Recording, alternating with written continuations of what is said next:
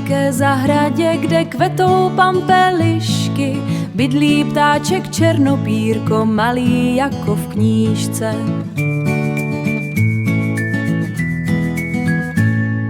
Černá pírka, žlutý zob, vesele si hvízdá, když se ráno probudí, hned si něco zívá. Černopírko, černý pán, skáče sem a skáče tam, po stromech si lítá rád, je to velký kamarád.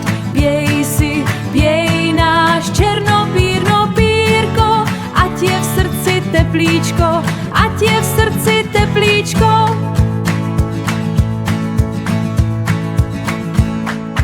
Sedne si na třešeň, kde má svoje hnízdo, na nebi už sluníčko jako zlaté měsíc hvízdo. Zahradou se rozletí, mává křídly lehce, každý, kdo ho uvidí, usmívat se chce.